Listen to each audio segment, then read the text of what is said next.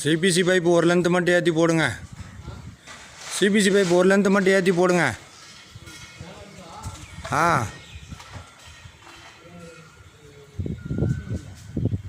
Coupling இல்லை, அதனால தான் விட்டு வச்சுருக்கேன். ஒரு லென்த்து மட்டும் ஏற்றி போடு.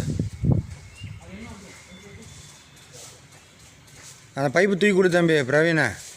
மஞ்சள் கலர் சிபிசி பைப்பு ஒரிஞ்சு தூக்கி கொடு.